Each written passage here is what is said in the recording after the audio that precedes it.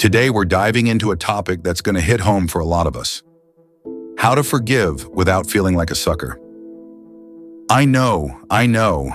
Just the word forgiveness can make you roll your eyes if you've been hurt.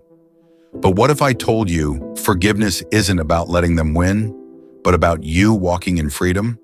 Stick with me, because by the end of this video, you're going to see forgiveness in a whole new light. Have you ever had the kind of sleep that feels like you're floating on cloud nine? I mean real, God-like rest that makes you wake up feeling unstoppable.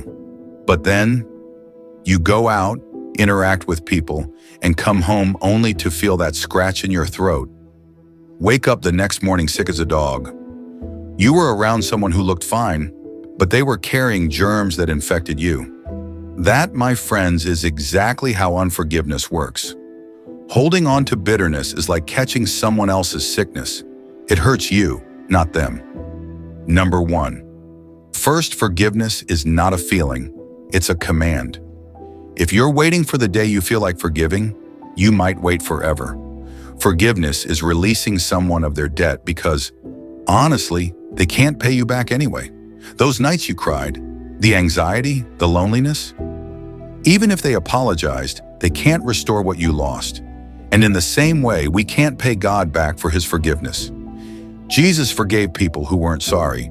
He showed us it's a spiritual choice, not an emotional one. Second, unforgiveness is like putting yourself in a prison with the person who hurt you. Have you ever heard someone's name or seen them walk into a room and instantly felt sick to your stomach? That's not peace. That's bondage. When you can't stand being around someone, they control your emotions. But when you forgive, you break the chain. You reclaim your peace, protect your mental health, and keep bitterness from poisoning your future. Point number 3, forgive without forgetting. Let me clear this up. God never commanded us to forget what happened to us. Forgetting isn't forgiveness. Forgetting can actually leave the door open for someone to hurt you again. The Bible encourages us to set boundaries. Jesus said in Matthew 10:16, "Be as shrewd as snakes and as harmless as doves." That means God wants you to forgive, but also to stay wise and aware of who you allow close to your life, your heart, and even your home.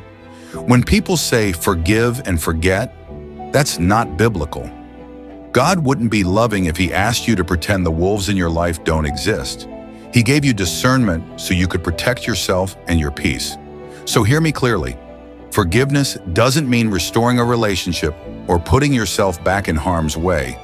It means releasing them from the debt they owe you, holding them harmless in your heart for what they did, but not handing them the keys to hurt you again. And am I saying this is easy? Absolutely not.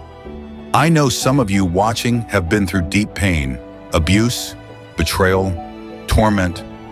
I'm not being insensitive to that, but the message today is this. If you want to forgive, it has to start with God. Because while we were yet sinners, Christ died for us. He couldn't go to the grave holding unforgiveness, or we wouldn't be here today. So, family, forgive without forgetting, set healthy boundaries, and protect the peace God has given you. I hope this adds value and clarity to your life. Don't forget to like, comment, and subscribe. And remember, this is the Everyday Believers Network, where we remind you to trust God with your everyday.